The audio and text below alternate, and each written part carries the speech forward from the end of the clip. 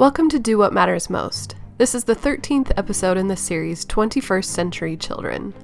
When you look at your children, do you see them motivated to complete their inherited potential and become competent and successful in their family and in the outside environment? If not, learn how to do this so you can see how to make adjustments to each child and better promote their happiness and success.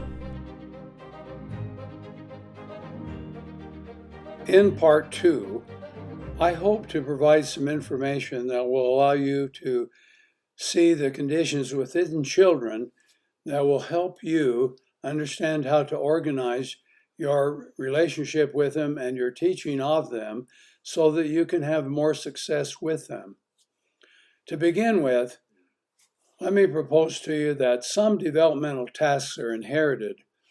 Everyone, for example, continues to grow until he or she completes or achieves a mature height and body shape. Other less obvious tasks might include development of certain types of intelligence, such as mathematics and logic, music, or art. Many parents fail to fully appreciate the power of inherited developmental tasks. In fact, even to this day, some parents continue to think that everything about a child is learned from experience. Now look at what the evidence suggests to us, that we need to be able to discriminate between what a children learn and what is inherited so that we respond differently to each form of behavior. An abundance of scientific evidence suggests that much of what happens to children is carried in their genes, as the following story illustrates. A student was walking on the campus of a Midwestern university. A girl approached him, smiled, called him an unfamiliar name, and attempted to kiss him. He stopped and backed away. Surprised, he asked her what she was trying to do. She chided him for refusing her affection and told him he wasn't being funny. He protested again that he didn't know anyone by the name she had called him and said that she must be mistaken.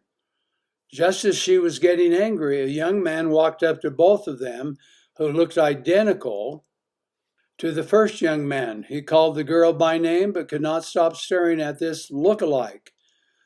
As the story unfolded, both men who had been adopted realized they were identical twins. Their story caught the attention of a newspaper reporter, and their picture was included as part of the story. Someone brought this article and picture to the attention of a third man living in a neighboring city. He was so similar to the other two in the picture that he called them. They all had the same haircut and shared many other interests. They were identical triplets, separated at birth and placed in different adoptive homes. This event sparked increased interest in the role our genetic background plays in our lives. Several attempts have been made to find others who share identical genetic backgrounds but did not share the same childhood environment. When they were located, the similarity between these individuals was often startling. In one case, two brothers first learned of each other at the age 39. They had a strong desire to meet. Their first meeting was astonishing. Both sported beards, wore similar clothes, weighed the same, had similar hobbies, worked in similar careers, married women with similar names, divorced and remarried.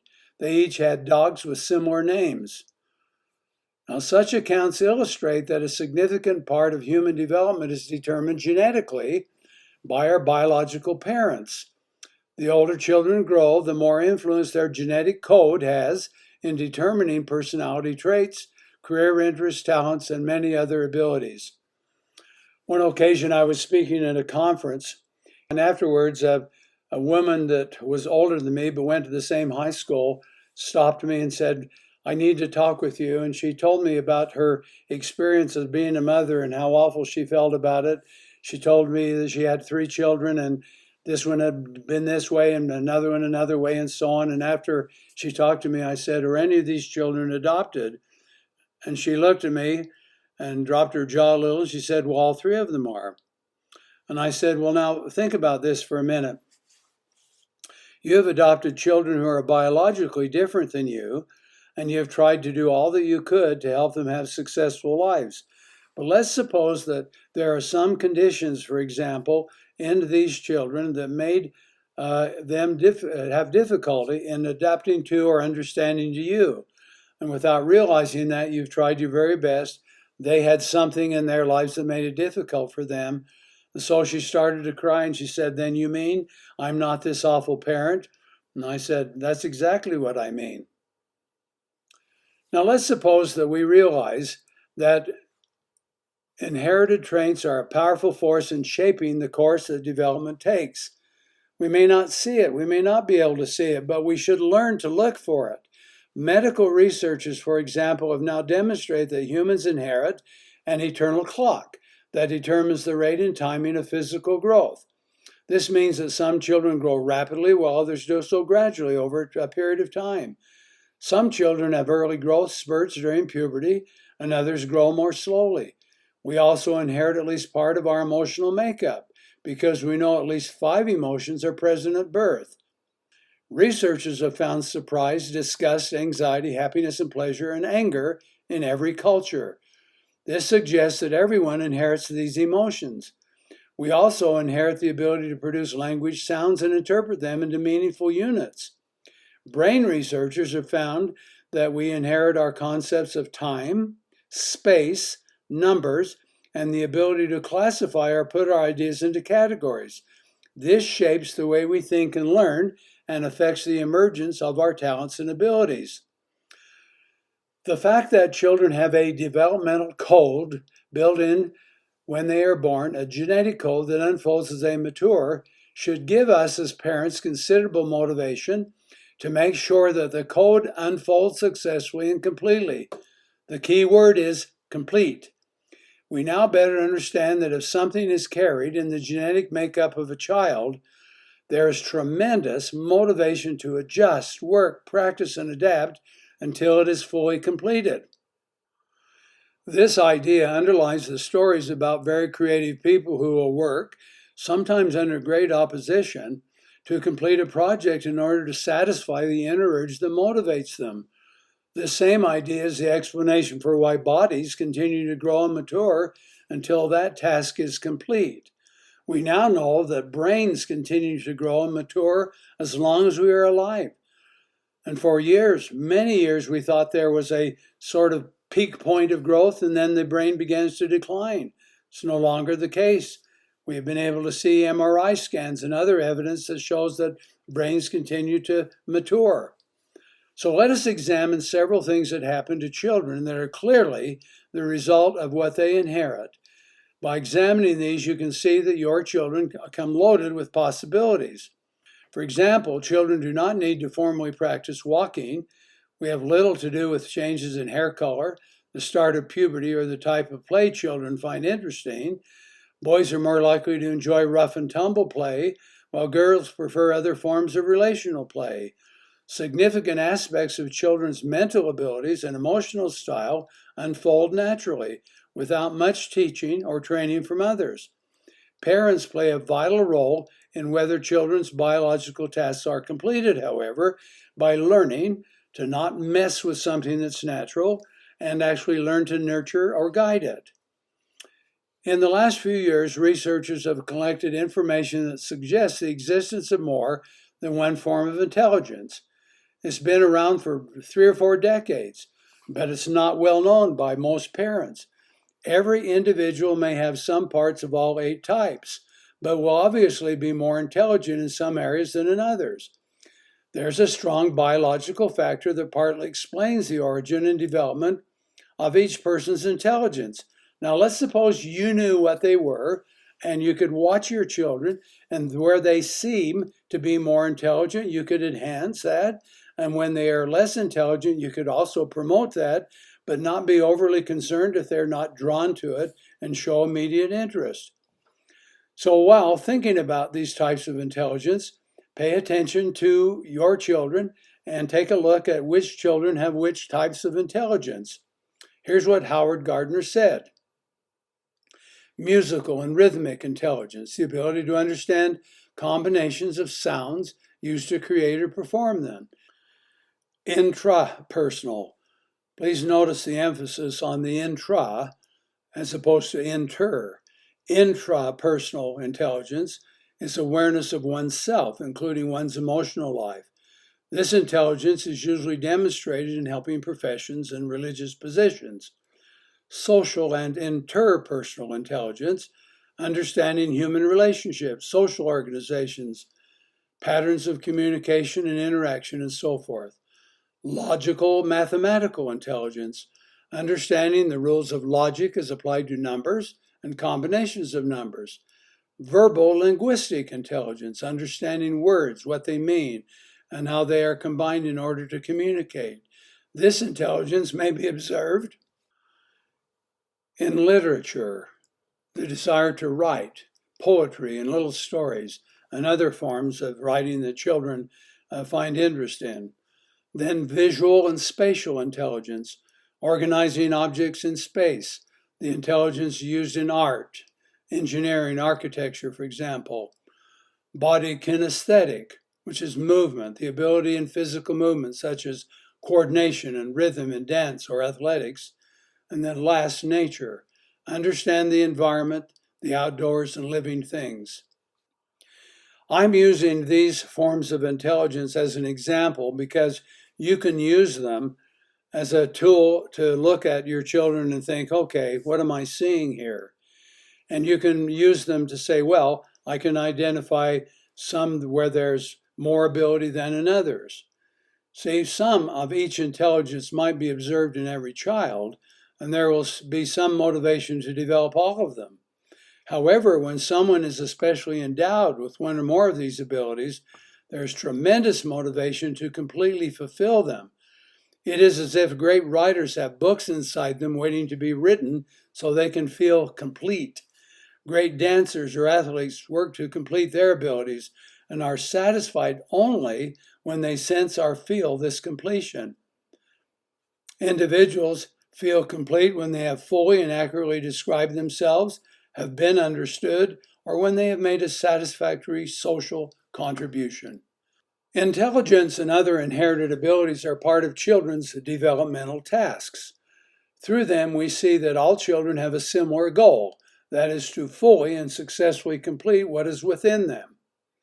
Their bodies and brains will not stop until they have finished their full biological measure.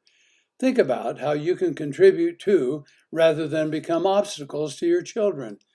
If you recognize your children's abilities, you can provide additional opportunities for them. You can stimulate, encourage, and motivate them to continue until their inherited abilities are complete. If you, or like any of us, fail to recognize what your children bring with them, then you cannot help them as much. In addition, quite often, limited parenting means we offer little or nothing to help them in their efforts to complete their biological talents. Now let's consider something else. If you have a developmental perspective and you understand about the idea of developmental tasks and that children of every age are working on some tasks, and it's to your advantage to be able to observe what these tasks are and to be able to discern between what's inherited and what is not, then you can fully appreciate the idea of achieving competence. Children in the Fiji Islands have remarkable auditory memory. Scientists at first were puzzled at the children's astonishing abilities until the scientists learned that all traditions, rules, ceremonies, and family histories are passed orally by older people to their children. Thus, the Fiji children learned their histories, but also developed the sensory ability to be successful. This example and many other situations like it represent children's attempts to be competent in their environment. Now think about that. They want to be competent in their environment as they perceive it. Polynesian navigators can observe natural signs and solve difficult and complex problems while navigating without instruments across thousands of miles of open ocean. Yet they perform poorly on written intelligence tests that have a Western cultural bias. Clearly, this response represents another example of people becoming competent in their environment. So when you're attempting to understand your children, ask yourself the question, what is it that this child sees in his or her environment? Does he see my stress as a parent? Does he see children who are a certain way? And what about nature? And what about all the things that are in the child's environment? Understanding a child's environment will help you understand what the child is trying to become competent at. Becoming competent in the outside world is the second kind of developmental task. That is, in addition to what's inherited. Where inherited tasks are built in and appear to have a motivation of their own to be complete, competence is achieved in the specific situations of childhood. As with the motivation to complete inherited tasks, there is an intense motivation to gain competency. There are many recorded cases, for example, in which children learn criminal behavior, laziness, some forms of mental illness, and other character problems because these behaviors were the way to become competent in their environment. That might astonish you, but a lot of different types of mental problems are learned because they appear to be some form of behavior that the child sees in his or her environment. On a more positive note, if they are required to become competent in a healthy, supportive environment, children will learn also many other things. They improve on natural language abilities to communicate with others. They will learn how to properly display inherited emotions to adapt and successfully fit in with other people and in certain situations. Why does a child, for example, who wants to participate in some sport and watches other kids who do it really well, why are they motivated to grab a parent and say, come and play catch with me, come and run with me, come and teach me how to do this? Well, they're searching for an opportunity to express their talents and to become competent. They practice to improve the inherited physical skills, practice to become competent at music and talk and so on, and they visit with people until they have positive social relationships. They will work unsupervised if their project is interesting and will demonstrate their competence in whatever way possible. Many parents have difficulty getting their children to do homework, and they focus on the homework, and they'll say, you have to do this, and you have to get it done, and so on. Well, why isn't the child wanting to be competent at something? Well, because he may not see that this competence in doing homework and learning is an important ingredient of the environment in which he lives. Maybe he's in the 7th grade and maybe being friends with his kids is what he wants to do or be. Like completion, achieving competence is the basis of much childhood motivation. Those who help children become competent, therefore, will be highly valued and will have lifelong significance to the child. This is why any involved parent, mentor, teacher, or friend has lasting influence. It's important for us as parents to distinguish between inherited abilities, like I've mentioned, and the tasks at which children are learning to be competent. You might, for example, try to teach or require something children cannot do. You might fail to teach or provide expectations when you should. And further, unless you have a good understanding of the two types of tasks, you might lend your confusion to your children. For example, children are less likely to become competent if their environment requires them to do more than their inherited possibilities permit, or if inherited qualities are denied. In addition, it is possible that helplessness or incompetence or laziness might be fostered by a set of unpredictable or controlling conditions that we supply in a child's environment. Children will, under the right conditions, learn those traits also. When this happens, children do not fully complete their biological tasks or become competent individuals. Yet, recognizing that children play a major role in their own development is important. They differ in their responses to the world.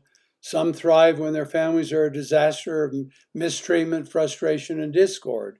Others develop according to such dysfunctional conditions. In some families, children never match the expectations supplied by their family environment. They seem to lack the desire or the ability to do so, and others far exceed their conditions, defying their environment. For us as parents, the best thing we can do is understand developmental tasks and know that we can positively influence how our children complete them and become competent at them. This idea, in my experience, is what really great parents do that parents who are not so great don't do.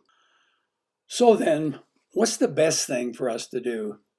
If you understand the developmental perspective, you understand the idea that there are two types of developmental tasks: completing the biological ones and becoming competent at the learning ones, then what should we do?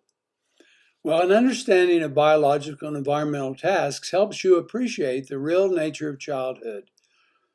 An observant parent can recognize and gain appreciation for both, and we admire and are sometimes in awe of the natural endowments our children bring with them. In other aspects, we are willing to work, teach, discipline, and train so that our children will become competent. All of this is good. But the point is, we must focus on our children in order to help them succeed. We must know and appreciate their inherited abilities and learn how to help them cultivate their abilities. Equally important, however, is that we create many of the early conditions children find in their world around them.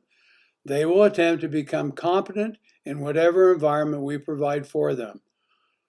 This fact reaffirms our importance as parents. Parents provide either a healthy, positive, constructive family environment where children's development is encouraged, or one that is less so. Now, knowing about developmental tasks also enables you as parents to identify more specifically what you can do and ought to do for your children. Instead of letting children grow by themselves like weeds in a vacant lot, you can influence and teach them when that's appropriate. However, dominating them and occupying too great a place in their lives can prevent them from becoming competent people. Somewhere between those two positions is a good place. To get a better idea of what you and any parent can do, let's take a look at the remarkable research conducted by Lev Vygotsky, a Russian psychologist. He acknowledged that children are born with inherited abilities which they seek to develop and become and complete. He also recognized that parents offer the earliest and most instructive environment children ever know. He suggested that two conditions create a zone of proximal development. The range of development lies between what children bring with them and what conditions that are supplied by their environment. Think about this for a minute. Essentially, children will try to become competent at whatever conditions we create or is created in their environment. And if we use high quality language, they will try to learn that type of language to communicate with us. If we use low quality language, they will learn that. If we have excellent social skills, they will try to become competent in those areas and so on. Now, further, we have learned that if a family environment matches the children's inherited abilities, they are likely to be more successful than if the environment is a serious mismatch. In many cases, whether children complete their tasks and become competent as possible depends on whether they can find appropriate opportunities. That is, whether their experiences in learning match up with what they inherit. When this happy circumstance is realized, the results are usually quite remarkable. Mozart's musical genius is legendary. His remarkable ability appeared early. At age 4, he expressed irritation at and corrected other people's mistakes. These early abilities are evidence of inherited influence. What a lot of people don't realize, though, is that Mozart's father and mother had strong music backgrounds and through their efforts created a fertile environment to match his inherited abilities. In him and others like him, we see the combination of inherited abilities matching up with opportunities to learn, producing extraordinary results. Even with different genetic possibilities, every child will benefit when natural abilities are matched with the right environment. Therefore, one skill you as a parent will need is the ability to understand your children and then organize an environment in your family that contributes to their growth. Children do not work on all developmental tasks at the same time. They're trying to learn different qualities and abilities depending on their age. Just think for a minute. I've got a 9-year-old. What's that 9-year-old girl working on? What does she want to complete? What does she want to become competent at? Understanding children's development tasks will help you identify their goals, and once you know their goals, You'll have a chance to influence them if you wish to by adding something that will enhance their lives. Healthy and successful parenting includes teaching, motivating, and preparing children for what is to come. It's probably also true that there are some developmental tasks for us as parents. We would like to complete them, and we'd like to be very competent at them. This approach makes teaching and preparing ourselves much more important than trying to control if that's all we want to do. And even though that's sometimes necessary, it's much better to actually influence by promoting the growth and development of your children. Become your children's mentors. Be just what you want to be and ought to be, and find more satisfaction in the whole endeavor. Thank you for listening to this episode of Do What Matters Most, which is sponsored by FirstAnswers.com, where you can find new tools for families and parents of 21st century kids with a focus on emotional self-reliance. Visit FirstAnswers.com to sign up for a free newsletter. Find Do What Matters Most on Facebook and our website, mattersmostmedia.org, where you can ask Dr. Scoresby your own questions. Remember to subscribe to stay up to date with new episodes. Give us a rating and write a review on the podcast app or Google Podcasts, and let us know what you think about Do What Matters Most.